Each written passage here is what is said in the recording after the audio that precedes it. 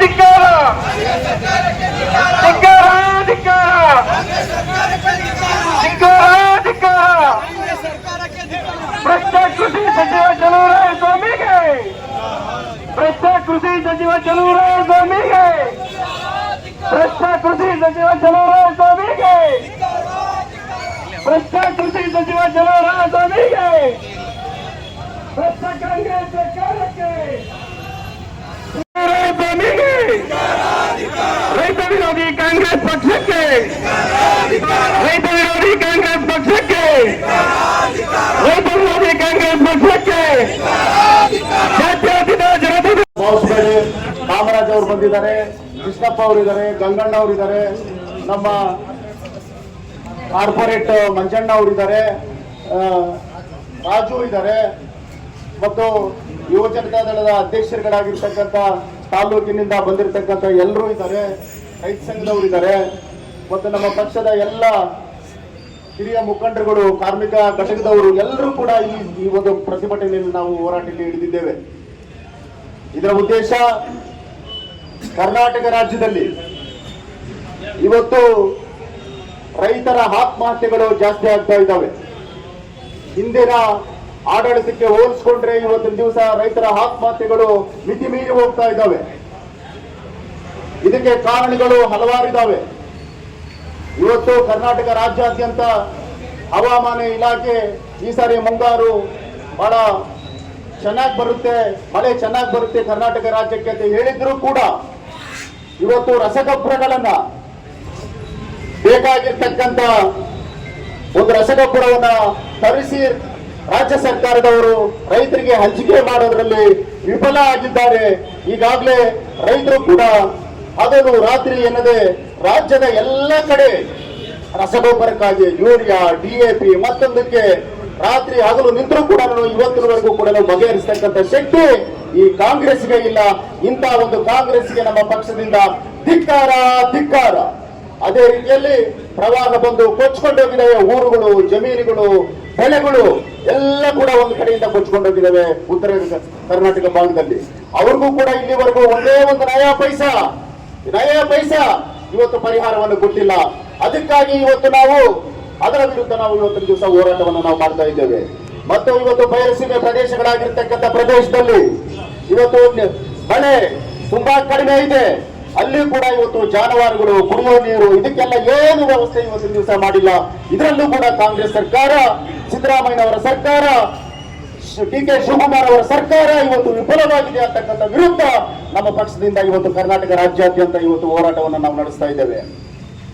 ಹಾಗಾಗಿ ನಾವು ಕೂಡ ಒತ್ತಾಯ ಮಾಡತಕ್ಕಂಥದ್ದು ಇವತ್ತು ಕಾಂಗ್ರೆಸ್ ಸರ್ಕಾರ ಎಲ್ಲ ವಿಫಲ ಆಗಿರೋದ್ರಿಂದ ಇವತ್ತು ಅವರ ಅಧಿಕಾರವನ್ನು ಬಿಟ್ಟು ಎಲ್ಲರೂ ರಾಜೀನಾಮೆಗಳನ್ನು ಕೊಟ್ಟು ಇವತ್ತು ಅವರು ಹೋಗ್ಬೇಕು ಅಂತಕ್ಕಂಥದ್ದು ನಮ್ಮ ಪಕ್ಷದ ಒತ್ತಾಯ ಇದೆ. ಇವತ್ತು ನಮ್ಮ ಪಕ್ಷ ಇವತ್ತು ನಮ್ಮ ನಿಖಿಲ್ ಕುಮಾರಸ್ವಾಮಿ ಅವರು, ಈ ಜಿಲ್ಲೆಯ ನಮ್ಮ ಸುರೇಶ್ ಬಾಬು ಅವರು, ಎಂ.ಟಿ. ಕೃಷ್ಣಪ್ಪ ಅವರು, ಎಲ್ಲ ಮಾಜಿ ಶಾಸಕರುಗಳು ಎಲ್ಲರೂ ಕೂಡ ಇವತ್ತು ರೈತರ ಪರವಾಗಿ ನಿಂತಿರ್ತಕ್ಕಂಥದ್ದು ಅದನ್ನು ನೋಡಿದಿರಿ. ಹಾಗಾಗಿ ನಮ್ಮ ಜಿಲ್ಲೆಗೆ ಯಾವುದೇ ಒಂದು ಸಮಸ್ಯೆ ಬಂದರೂ ಜನಗಳ ವಿರುದ್ಧ ನಮ್ಮ ಪಕ್ಷ ಇರುತ್ತೆ ಅಂತಕ್ಕಂಥದ್ದನ್ನ ಇವತ್ತು ಜನಗಳಿಗೆ ಗೊತ್ತಾಗಿದೆ. ಮುಂದೆ ಕೂಡ ಅವ್ರ ಜೊತೆ ನಾವು ಇರ್ತೇವೆ. ಅಧಿಕಾರ ಬರ್ತಕ್ಕಂಥದ್ದು, ಅಧಿಕಾರ ಹೋಗ್ತಕ್ಕಂಥದ್ದು ಯಾವುದೇ ಒಂದು ರಾಜಕೀಯ ಪಕ್ಷಕ್ಕೆ ಅದು ಏನ್ ಶಾಶ್ವತ ಅಲ್ಲ. ಇವತ್ತು ಅಧಿಕಾರದಲ್ಲಿರೋರು ನಾಳೆ ದಿವಸ ಮನೆಗೆ ಹೋಗ್ಬಹುದು. ಇವತ್ತು ವಿರೋಧ ಪಕ್ಷದಲ್ಲಿರೋರು ನಾಳೆ ನಾವು ಮತ್ತೆ ಅಧಿಕಾರಕ್ಕೆ ಬರ್ತೇವೆ, ಯಾವ ರೀತಿ ನಾವು ಸರ್ಕಾರವನ್ನ ನಡೆಸಬೇಕು ಅಂತಕ್ಕಂಥದ್ದು ನಮ್ಮ ಪಕ್ಷದ ಮುಖಂಡರಾಗಿರ್ತಕ್ಕಂಥ ಸರ್ವೋಚ್ಚ ನಾಯಕರಾಗಿರ್ತಕ್ಕಂಥ ದೇವೇಗೌಡರು, ಕುಮಾರಸ್ವಾಮಿ ಅವರು ಮೈತ್ರಿ ಸರ್ಕಾರ ಬರುತ್ತೆ, ಅದರಲ್ಲಿ ನಾವು ತೋರಿಸ್ತೇವೆ ಅಂತಕ್ಕಂಥದ್ದನ್ನ ನೀವು ತಿಳ್ಕೋಬೇಕು. ಯಾವುದೇ ಒಂದು ಇವತ್ತು ನಿಮಗೆ 136 ಸೀಟನ್ನ ಒಂದು ಕೊಟ್ಟಿರ್ತಕ್ಕಂಥ ಈ ರಾಜ್ಯಕ್ಕೆ ನೀವು ಮಾಡಿರ್ತಕ್ಕಂಥದ್ದು ಬಹಳ ಅಭಿವೃದ್ಧಿ ಕಡೆಯಲ್ಲಿ ತುಂಬಾ ಶೂನ್ಯ ಆಗಿದೆ. ಅದಕ್ಕಾಗಿ ಅಭಿವೃದ್ಧಿ ಕೆಲಸಗಳಿಲ್ಲ, ರಸ್ತೆಗಳಿಲ್ಲ ಮತ್ತು ಯಾವುದೇ ವಿಧವಾಗಿರ್ತಕ್ಕಂಥ ರೈತರಿಗೆ ಬೇಕಾಗಿರ್ತಕ್ಕಂಥ ಗಂಗಾ ಕಲ್ಯಾಣ ಮತ್ತು ಮನೆಗಳು ಯಾವು ಕೂಡ ಇವತ್ತು ಬಡವರಿಗೆ ಸಿಗ್ತಾ ಇಲ್ಲ. ಕೇವಲ ನೀವು ಏನು ಗ್ಯಾರಂಟಿಗಳು ಹೇಳ್ತಾ ಇದ್ದೀರಿ, ಅದಕ್ಕೂ 3 ತಿಂಗಳಿಗೋ 4 ತಿಂಗಳಿಗೋ ಒಂದೊಂದ್ಸಾರಿ ಇವತ್ತು ಗ್ಯಾರಂಟಿಗಳನ್ನ ಅವ್ರು ಕೊಡ್ತಕ್ಕಂಥ ವ್ಯವಸ್ಥೆ ಇವತ್ತು ಬಂದಿದೆ. ಆರ್ಥಿಕವಾಗಿ ದುರ್ಬಲ ಆಗಿದೆ ಈ ರಾಜ್ಯ. ಹಾಗಾಗಿ ಸುಮ್ಮನೆ ಪ್ರತಿಯೊಂದಕ್ಕೂ ಕೂಡ ಇವತ್ತು ಕೇಂದ್ರ ಸರ್ಕಾರದ ಮೇಲೆ ಬೆರಳನ್ನು ತೋರಿಸಿ ಇವತ್ತು ಸುಮ್ಮನೆ ಸಮಾಧಾನ ಮಾಡ್ತಾ ಇದ್ದಾರೆ. ಜನಗಳ ಒಂದು ದೃಷ್ಟಿಯನ್ನ ಬೇರೆ ಕಡೆ ಹೇಳ್ಕೊಂಡು ಹೋಗೋದಕ್ಕೆ ಇವರೆಲ್ಲ ಪ್ರಯತ್ನ ಮಾಡ್ತಾ ಇದ್ದಾರೆ. ಹಾಗಾಗಿ ಇದನ್ನ ಜನ ನಂಬತಕ್ಕಂತ ಯಾರು ಕೂಡ ಮೂರ್ಖರಿಲ್ಲ. ಇವತ್ತು ಚುನಾವಣೆಗೋಸ್ಕರ ಕರ್ನಾಟಕದ ಜನತೆ ಇವತ್ತು ಕಾಯ್ತಾ ಇದ್ದಾರೆ. ಮುಂದೆ ಬರ್ತಕ್ಕಂತ ಚುನಾವಣೆಗಳಲ್ಲಿ ನಿಮಗೆ ತಕ್ಕ ಪಾಠವನ್ನ ಕಲಿಸ್ತಾರೆ.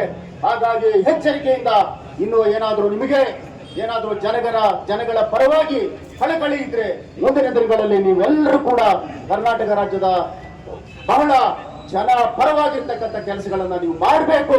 ಇಲ್ಲದೆ ಇದ್ರೆ ಪ್ರತಿ ಹಂತದಲ್ಲೂ ಕೂಡ ನಮ್ಮ ಪಕ್ಷ ಉಗ್ರವಾಗಿರ್ತಕ್ಕಂಥ ಹೋರಾಟವನ್ನ ನಾವು ಮಾಡ್ತೇವೆ ಅಂತಕ್ಕಂಥದ್ದ ಈ ಮೂಲಕ ನಾವೆಲ್ಲ ಕೂಡ ಇವತ್ತು ಅವರಿಗೆ ಕಾಂಗ್ರೆಸ್ನವರಿಗೆ ಎಚ್ಚರಿಕೆಯನ್ನು ನಾವು ಕೊಡ್ತಾ ಇದ್ದೇವೆ.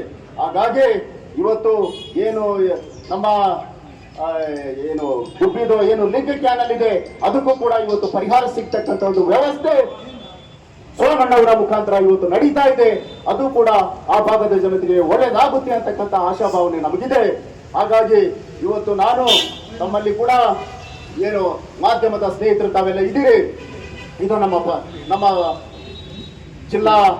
ಜಿಲ್ಲೆಯಲ್ಲಿ ಬರತಕ್ಕಂಥ ಅನೇಕ ಸಮಸ್ಯೆಗಳಿಗೆ ತಾವು ಕೂಡ ಒತ್ತನ್ನು ಕೊಟ್ಟಿದ್ದೀರಿ. ಇದು ಕೂಡ ಬಹಳ ಗಂಭೀರವಾಗಿರ್ತಕ್ಕಂಥ ವಿಚಾರ. ಹಾಗಾಗಿ ಮುಂದೆ ಈ ಒಂದು ಏನೇನು ನಾವು ಜನಗಳ ಪರವಾಗಿ ನಾವು ಒಂದು ಹೋರಾಟವನ್ನ ಮಾಡ್ತೇವೆ, ನಮ್ಮ ಸಹಕಾರ ಇರಲಿ ಅಂತ ಕೇಳ್ತಾ ಬಂದಿರತಕ್ಕಂಥ ಎಲ್ಲರಿಗೂ ಕೂಡ ಇವತ್ತು ಪ್ರತಿಯೊಬ್ಬರಲ್ಲೂ ಕೂಡ ಇವತ್ತು ನಮಗೆ ಬಂದಿರತಕ್ಕಂಥವ್ರು ಎಲ್ಲರೂ ಕೂಡ ಮುಖಂಡರುಗಳೇ ತಾವೆಲ್ಲ ಭಾಗವಹಿಸಿದ್ದೀರಿ. ಹಾಗಾಗಿ ನಿಮ್ಮೆಲ್ಲರಿಗೂ ಕೂಡ ಅತ್ಯಂತ ಯಶಸ್ವಿಯಾಗಿ ಬಹಳ ಚೆನ್ನಾಗಿ ಇವತ್ತು ನಮ್ಮ ಪಕ್ಷದ ಕಾರ್ಯಕ್ರಮ ಪ್ರತಿಭಟನೆ ಕಾರ್ಯಕ್ರಮ ಆಗಿರೋದ್ರಿಂದ ಈ ಕೆಲವು ಮಾತಾಡ್ತಕ್ಕಂಥ 3-4 ಜನ ಇದ್ದಾರೆ. ಇವರಾದ್ಮೇಲೆ ತಾವು ಮಾಧ್ಯಮದ ಸ್ನೇಹಿತರು ಮುಗಿಯೋ ತನಕ ತಾವು ಒಬ್ಬೊಬ್ಬರಿಂದ ಒಂದೊಂದು ಸಂದೇಶ ಬರ್ತಾ ಇದೆ, ಒಬ್ಬೊಬ್ಬರಿಂದ ಒಂದೊಂದು ಅನುಭವದ ಮಾತುಗಳು ಬರ್ತಾ ಇದ್ದಾವೆ. ಹಾಗಾಗಿ ತಾವು ಇರಬೇಕು. ಮತ್ತೆ ಈ ಒಂದು ತುಮಕೂರು ಜಿಲ್ಲೆಯ ಜನತೆಗೆ, ರಾಜ್ಯದ ಜನತೆಗೆ ತಮ್ಮ ಮುಖಾಂತರ ಬೆಳಕನ್ನು ಚೆಲ್ಲಬೇಕು ಅಂತ ತಮ್ಮಲ್ಲಿ ಮನವಿಯನ್ನ ಮಾಡಿ,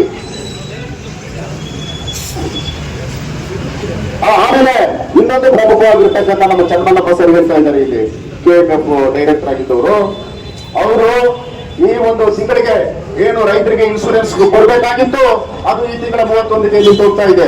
ನಮಗೆ ಈಗ ನಮ್ಮ ಜಿಲ್ಲೆಯಲ್ಲಿ ಇವತ್ತು ಮಳೆ ಸರಿಯಾಗಿ ಆಗಿಲ್ಲ, ಇನ್ನೂ ಬಿತ್ತನೆ ಆಗಿಲ್ಲ. ಬಿತ್ತನೆಗೋಸ್ಕರ ಇವತ್ತು ಮಳೆಗೋಸ್ಕರ ಕಾಯ್ತಾ ಇದ್ದಾರೆ ಬಯಲುಸೀಮೆಯ ಪ್ರದೇಶದವರು. ಅದಕ್ಕಾಗಿ ಈ ಒಂದು ಇನ್ಶೂರೆನ್ಸ್ ಅನ್ನ ನಮ್ಮ ಮುಖಾಂತರ ಮನವಿಯನ್ನ ಮಾಡ್ತಾ ಇದ್ದೇವೆ. DC ಅವರಿಗೂ ಮನವಿಯನ್ನ ಮಾಡ್ತೇವೆ. ಇದನ್ನ ಸರ್ಕಾರದ ಗಮನಕ್ಕೆ ತಗೊಂಡು ಇನ್ನೂ ಮುಂದಕ್ಕೆ ಆಗ್ಬೇಕು, ಇನ್ನೂ ಒಂದು ತಿಂಗಳು ಕಾಲ ಇದಕ್ಕೆ ಅವಕಾಶ ಮಾಡಿಕೊಡ್ಬೇಕು ಅಂತ ತಮ್ಮಲ್ಲಿ ಪ್ರಾರ್ಥನೆಯನ್ನ ಮಾಡಿ ಬಂದಿರತಕ್ಕಂಥವರಿಗೆ ತಮ್ಮೆಲ್ಲರಿಗೂ ಕೂಡ ನಮಸ್ಕಾರಗಳನ್ನು ತಿಳಿಸಿ 2 ಮಾತುಗಳನ್ನು ಮುಗಿಸ್ತೇನೆ. ಈಗ ಮಾನ್ಯ ಜಗನ್ ಅವರು 1-2 ನಿಮಿಷ ಮಾತಾಡ್ತಾರೆ, ಆಮೇಲೆ ಶಾಂತಕುಮಾರ್, ನಾಗಣ್ಣ ಅವರು, ಆಮೇಲೆ ಮಿಕ್ಕ ಒಂದು 2 ಮಾತಾಡ್ತಾರೆ. ಮುಖಂಡರುಗಳು, ಬಹಳ ಮುಖ್ಯವಾಗಿ ನನ್ನ ತಾಯಂದಿರು ಏನಿವತ್ತು ಒಂದು ಸಾಂಕೇತಿಕ ಹೋರಾಟಕ್ಕೆ ನಮ್ಮ ಜಿಲ್ಲಾಧ್ಯಕ್ಷರು ಕರೆ ಕೊಟ್ಟಿದ್ದಾರೆ, ತಾವೆಲ್ಲ ಭಾಗವಹಿಸಿದರೆ ಬಹಳ ಮುಖ್ಯವಾಗಿ ಮಾಧ್ಯಮ ಮಿತ್ರರಿಗೆ ನಾನು ಈ ಒಂದು ಹೋರಾಟಕ್ಕೆ ನಿಮ್ಮ ಸಹಕಾರವನ್ನು ಕೋರ್ತಾ, ಬಹಳ ವಿಶೇಷವಾಗಿ ಇವತ್ತು ನರಸತ್ತ ಕಾಂಗ್ರೆಸ್ ಸರ್ಕಾರ ಅಂತ ಹೇಳ್ಬೇಕು, ನರಸತ್ತ ಮಂತ್ರಿಗಳು ಇವರೆಲ್ಲ ಈ ಒಂದು ಸರ್ಕಾರವನ್ನ ರಾಜ್ಯವನ್ನ ದಿವಾಳಿಗೆ ತಗೊಂಡು ಹೋಗ್ತಾ ಇರೋದು ನಾವೆಲ್ಲ ನೋಡ್ತಾ ಇದ್ದೀವಿ. ಇವತ್ತು ಮುಖ್ಯಮಂತ್ರಿಗಳಾಗಿರ್ಬೋದು, ಉಪಮುಖ್ಯಮಂತ್ರಿಗಳಾಗಿರ್ಬೋದು, ಮತ್ತೆ ನಮ್ಮ ಕೃಷಿ ಮಂತ್ರಿಗಳು ಕೇವಲಗೋಸ್ಕರ ರಾಜಕಾರಣ ಮಾಡ್ತಾ ಇದ್ರೆ ನಾವು ನೋಡ್ತಾ ಇದ್ದೀವಿ. ಇವತ್ತು ರಾಜ್ಯಾದ್ಯಂತ ಉತ್ತಮವಾದ ಮಳೆ ಆಗ್ತಾ ಇದೆ, ರೈತರುಗಳಿಗೆ ನಮ್ಗೆ ಇವತ್ತು ರಸಗೊಬ್ಬರ ಸಿಗ್ತಾ ಇಲ್ಲ, ಕಳಸಂತೆಯಲ್ಲಿ ಮಾರಾಟ ಆಗ್ತಾ ಇದೆ. ಕೇಂದ್ರ ಸರ್ಕಾರದಿಂದ ಏನು ರಸಗೊಬ್ಬರವನ್ನು ತರಿಸ್ಕೋಬೇಕು ಆ ನಿಟ್ಟಿನಲ್ಲಿ ಇವತ್ತು ರಾಜ್ಯ ಸರ್ಕಾರ ಕೆಲಸ ಮಾಡ್ತಾ ಇಲ್ಲ. ಕೇವಲ ಸರ್ಕಾರವನ್ನ, ಅಧಿಕಾರಿಗಳನ್ನ, ವಿರೋಧ ಪಕ್ಷದವ್ರನ್ನ, ಮುಖಂಡರುಗಳನ್ನ ಕಟ್ಟಾಕ್ಲಿಕ್ಕೆ, ಅವ್ರ ವಿರುದ್ಧ ರಾಜಕೀಯ ಷಡ್ಯಂತ್ರ ಮಾಡ್ಲಿಕ್ಕೆ ಅಷ್ಟೇ ಇವತ್ತು ಈ ಕಾಂಗ್ರೆಸ್ ಸರ್ಕಾರ ಸೀಮಿತ ಆಗಿರುವಂತದ್ದು. ದಯಮಾಡಿ ನಾನು ಜಿಲ್ಲಾಧಿಕಾರಿಗಳ ಮುಖಾಂತರ ಈ ರಾಜ್ಯ ಸರ್ಕಾರಕ್ಕೆ ಏನು ಇವತ್ತು ಮನವಿಯನ್ನು ಕೊಡ್ತಾ ಇದ್ದೇವೆ, ದಯಮಾಡಿ ಈಗಾಗಲೇ ರೈತರುಗಳನ್ನ ಮುಕ್ಕಾಲು ಭಾಗ ಸಾಯಿಸ್ಬಿಟ್ಟಿದ್ದೀರಾ. ಯಾವುದೇ ಒಂದು ರೈತರುಗಳ ವಿಚಾರ ಆಗಿರ್ಬೋದು, ನೀರಾವರಿ ಆಗಿರ್ಬೋದು, ರಸಗೊಬ್ಬರ ಆಗಿರ್ಬೋದು, ಬಿತ್ತನೆ ಬೀಜ ಆಗಿರ್ಬೋದು, ಇವತ್ತು ನೋಡ್ತಾ ಇದ್ದೀವಿ. ಬೆಳಗ್ಗೆ ಇದ್ರೆ ರೈತರುಗಳು ಪತ್ರಿಕೆಗಳಲ್ಲಿ ನೋಡ್ತಾ ಇದ್ದೀವಿ, ಟಿವಿ ಮಾಧ್ಯಮದಲ್ಲಿ ನೋಡ್ತಾ ಇದ್ದೀವಿ. ಇವತ್ತು ಕಳಪೆ ಬಿತ್ತನೆ ಬೀಜಗಳು, ರಸಗೊಬ್ಬರಗಳು ಸಿಗ್ತಾ ಇಲ್ಲ. ಇವತ್ತು ದಲ್ಲಾಳಿಗಳು, ಅಧಿಕಾರಿಗಳ ಮುಖಾಂತರ ದಲ್ಲಾಳಿಗಳು ದುಡ್ಡು ಮಾಡ್ತಾ ಇದ್ದಾರೆ, ಅಧಿಕಾರಿಗಳು ಕಮಿಷನ್ ಹೊಡಿತಾ ಇದ್ದಾರೆ. ಇವತ್ತು ಈ ದರಿದ್ರ ಕಾಂಗ್ರೆಸ್ ಸರ್ಕಾರ ಬಂದಾದ್ಮೇಲೆ ರೈತರುಗಳು ದಿವಾಳಿ ಆಗ್ತಾ ಇದ್ದಾರೆ. ದಯಮಾಡಿ ಈ ಒಂದು ರಾಜ್ಯ ಸರ್ಕಾರಕ್ಕೆ ನಾವು ಈ ಪ್ರತಿಭಟನೆ ಮುಖಾಂತರ ಮನವಿ ಮಾಡ್ತೇವೆ. ಇದು ಕೇವಲ ಒಂದು ಸಾಂಕೇತಿಕ ಹೋರಾಟ, ದಯಮಾಡಿ ಅರ್ಥ ಮಾಡ್ಕೋಬೇಕಾಗುತ್ತೆ. ಈ ಸಾಂಕೇತಿಕ ಹೋರಾಟ ಏನಾದ್ರು ನೀವು ಮನ್ನಣೆ ಕೊಟ್ಟು ನೀವೇನಾದ್ರೂ ಇವತ್ತೇನು ನಮ್ಗೆ ರಸಗೊಬ್ಬರದ ಕೊರತೆಯನ್ನ ಅತಿ ಶೀಘ್ರದಲ್ಲೇ ನೀವು ನಿವಾರಣೆ ಮಾಡಿಲ್ಲ ಅಂತಂದ್ರೆ ತುಮಕೂರು ಜಿಲ್ಲೆ ಅಲ್ಲ ಇಡೀ ರಾಜ್ಯದಲ್ಲಿ ಜೆಡಿಎಸ್ ಪಕ್ಷ ಇವತ್ತು ಒಂದು ಉಗ್ರವಾದ ಹೋರಾಟಕ್ಕೆ ನಡೀಬೇಕಾಗುತ್ತೆ. ಯಾಕೆ ಅಂತಂದ್ರೆ ಒಂದು ಪ್ರಾದೇಶಿಕ ಪಕ್ಷ ರೈತರ ನೆಲೆಗಟ್ಟಲ್ಲಿ ಏನೇ ಒಂದು ಪಕ್ಷ ರಚನೆ ಆಗಿದೆ. ಇವತ್ತು ರೈತರಿಗೋಸ್ಕರ ನಾವೆಲ್ಲ ಹೋರಾಟ ಮಾಡ್ತಾ ಇರುವಂತದ್ದು. ರೈತರನ್ನ ಕಡೆಗಣಿಸಿ ಸಿದ್ದರಾಮಯ್ಯ ಇವತ್ತು ಮಜಾವಾದಿಯಾಗಿ ಅಧಿಕಾರ ಮಾಡ್ತಾ ಇದ್ದಾರೆ.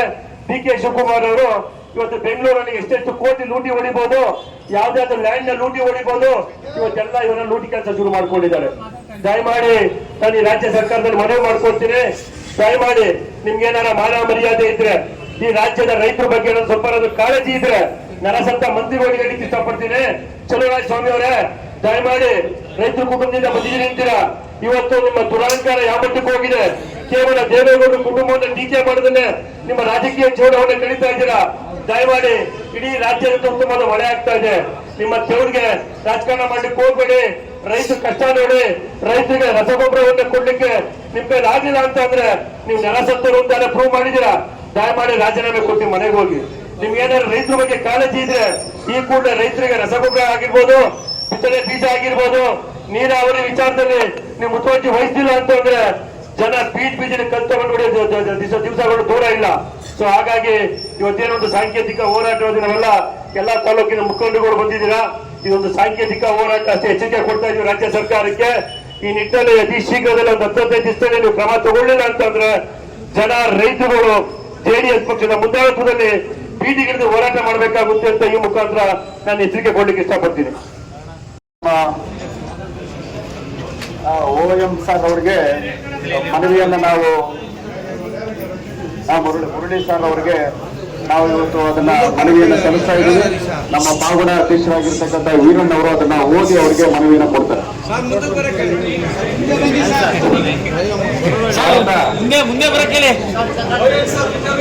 ದಯವಿಟ್ಟು ಒಂದು ನಿಮಿಷ. ಭಾರತ ಕೃಷಿ ಪ್ರಧಾನವಾಗಿರ್ತಕ್ಕಂಥ ರಾಷ್ಟ್ರ. ಇಲ್ಲಿ ನಾವು ರೈತರನ್ನ ಈ ಭಾರತದ ಬೆನ್ನೆಲುಬು ಅಂತ ಕರೀತಾರೆ. ಆದ್ರೆ ಅಂತರಿಗೇನೆ ಇವತ್ತು ಏನು ರಸಗೊಬ್ಬರ ಪೂರೈಸುವಲ್ಲಿ ವಿಫಲವಾಗಿರ್ತಕ್ಕಂಥ ಈ ಸರ್ಕಾರದ ವಿರುದ್ಧ ನಾವು ಇವತ್ತೇನು ಪ್ರತಿಭಟನೆಯನ್ನ ಮಾಡ್ತೀವಿ. ಈಗ ಅವರಿಗೆ ನಮ್ಮ ಈ ಒಂದು ಭಿನ್ನ ಒತ್ತಳಿಕೆಯನ್ನ ಸುಧಾಕರ್ ಸಾರ್ ಬಂದಿದ್ದಾರೆ.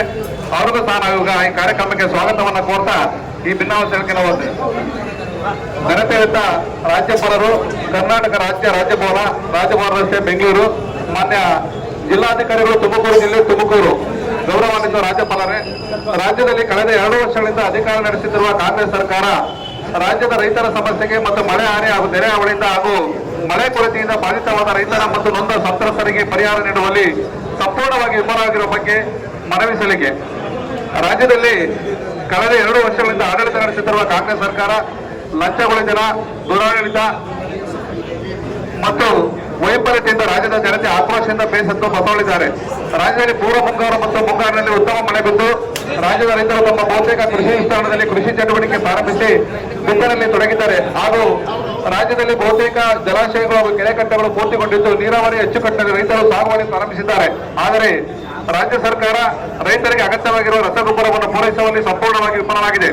ಅದರಲ್ಲಿ ರಸಗೊಬ್ಬರಗಳಾದ ಯೂರಿಯಾ ಮತ್ತು ಡಿಎಪಿಗಳನ್ನು ಸಾಕಷ್ಟು ಪ್ರಮಾಣದಲ್ಲಿ ಶೇಖರಣೆ ಮಾಡಿ ವಿತರಿಸದೇ ಇರುವುದರಿಂದ ರೈತರು ಪರದಾಡುತ್ತಿದ್ದಾರೆ. ಈ ರಸಗೊಬ್ಬರಗಳು ಕಾಳಸಂತೆಯಲ್ಲಿ ವರ್ತಕರು ಮನಸಾಯಿತ ಬಂದ ದರದಲ್ಲಿ ಮಾರಾಟ ಮಾಡುತ್ತಿದ್ದಾರೆ. ರಾಜ್ಯಕ್ಕೆ ಕೊರತೆ ಇರುವ ರಸಗೊಬ್ಬರಗಳನ್ನು ಕೇಂದ್ರ ಸರ್ಕಾರದೊಂದಿಗೆ ವ್ಯವಹರಿಸಿ ಸಂಪರ್ಕಿಸಿ ಪಡೆಯಲು ವಿಫಲವಾಗಿದೆ. ಕೇಂದ್ರ ಸರ್ಕಾರದ ರಾಜ್ಯ ಸರ್ಕಾರಕ್ಕೆ 6.8 ಲಕ್ಷ ಟನ್ ರಸಗೊಬ್ಬರ ನಿಗದಿ ಮಾಡಿದ್ದು, ಈ ಪೈಕಿ ಸುಮಾರು 5.27 ಲಕ್ಷ ಟನ್ ರಸಗೊಬ್ಬರ ನೀಡುವುದಾಗಿ ರಾಜ್ಯ ಸರ್ಕಾರ ಆಪಾದನೆ ಮಾಡುತ್ತದೆ. ಆದರೆ ಬಾಕಿ ಇರುವ 1.5 ಲಕ್ಷ ಟನ್ ರಸಗೊಬ್ಬರವನ್ನು ಕೇಂದ್ರ ಸರ್ಕಾರವನ್ನು ಸಂಪರ್ಕಿಸುವಲ್ಲಿ ರಾಜ್ಯ ಸರ್ಕಾರ ಸಂಪೂರ್ಣವಾಗಿ ವಿಫಲವಾಗಿದೆ. ರಾಜ್ಯದ ರೈತರನ್ನು ಸಂಕಷ್ಟಕ್ಕೆ ಸಿಲುಕಿದೆ.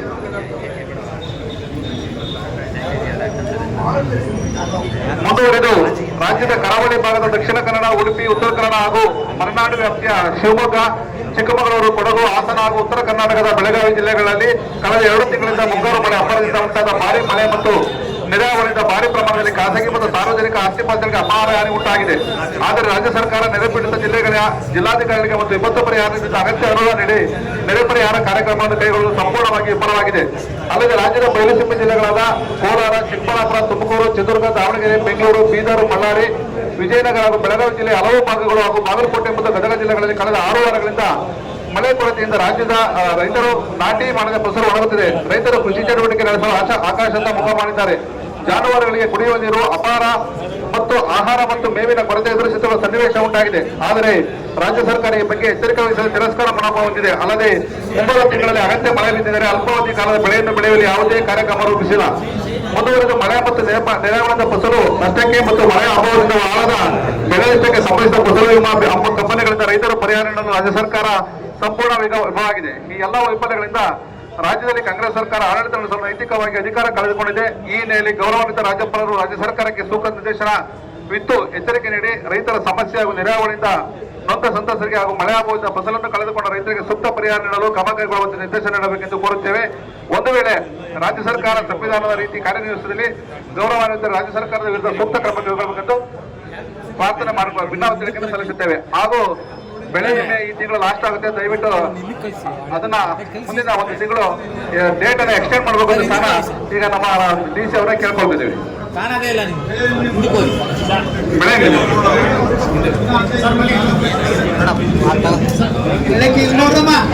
ಬೆಳೆ ನೋಡಿ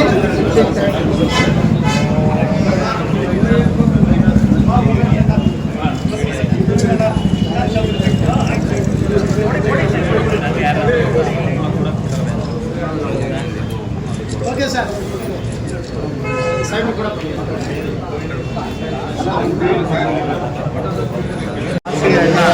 ಜಿಲ್ಲಾ ರೈತ ಬಾಂಧವರೇ, ನಾನು ಮಾನ್ಯ ಜಿಲ್ಲಾಧಿಕಾರಿಗಳ ಪರವಾಗಿ ನಾನು ಇದನ್ನು ಸ್ವೀಕಾರ ಮಾಡ್ಕೊಂಡಿದ್ದೀನಿ ಅಜ್ಜಿ.